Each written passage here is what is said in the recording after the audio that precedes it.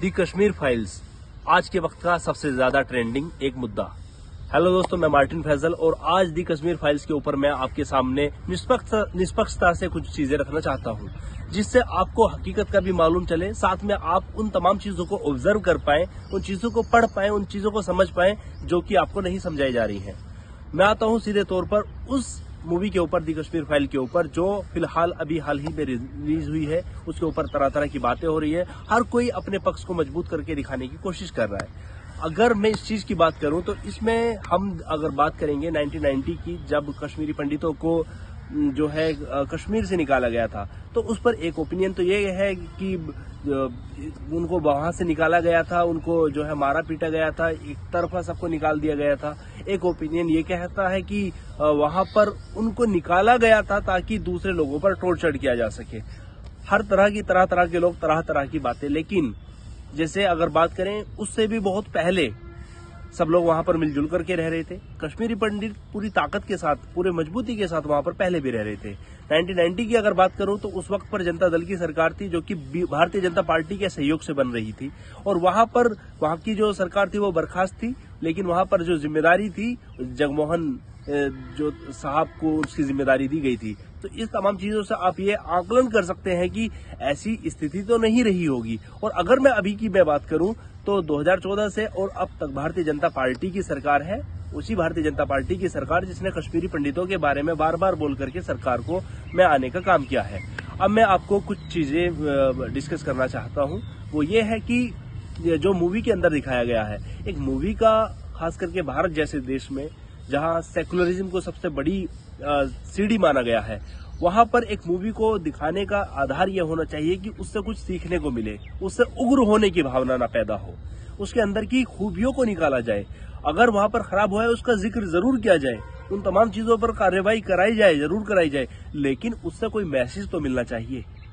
वहां पर आप वहां की अगर मैं एक बात करूं तो वहां पर उस दौरान की भी अगर बात करूं तो वहां पर काफी जो लोग जो मुस्लिम धर्मगुरुओं को जो मारा गया था, वहां पर जो महिलाओं को जो मारा गया था, या पॉलिटिकल पार्टी के लीडर्स को मारा गया था जो कश्मीरी पंडितों का फेवर कर रहे हैं, उनके बारे में क्यों नहीं दिखाया गया? ये भी तो एक कॉर्नर हो सकता था जिसके बारे में जिक्र करके एक अच्छा मैसेज दिया जा सकता था। लेकिन ऐसा क्यों नहीं दिखाया गया?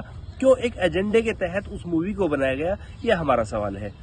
मैं इस चीज के ऊपर एक और ये चीज बात करूं कि वहां पर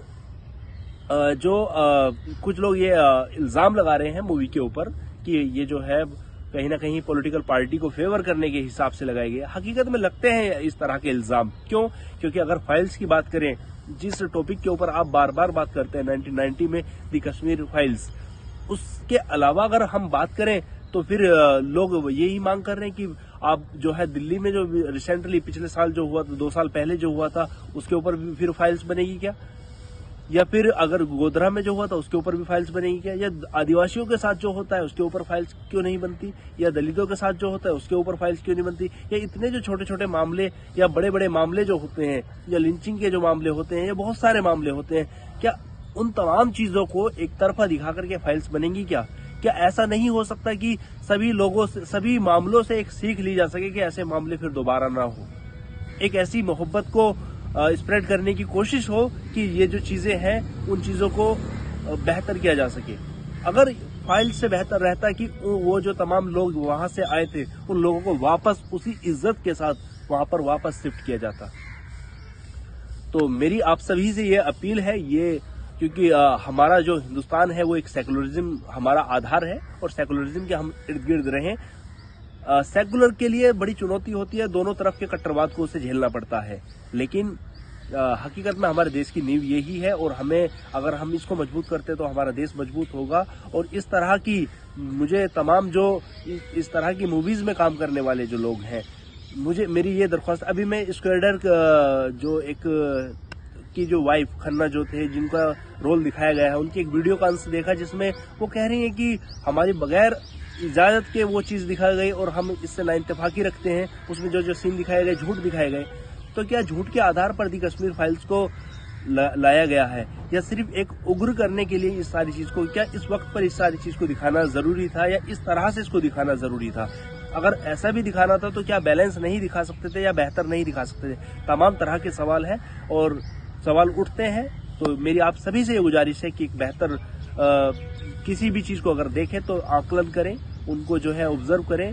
कोई भी अगर आपके सामने कुछ भी प्रसारित कर रहा है तो उस चीज को आप अच्छे से अपने तरीके से उसकी जांच कर लें। बहुत बहुत शुक्रिया।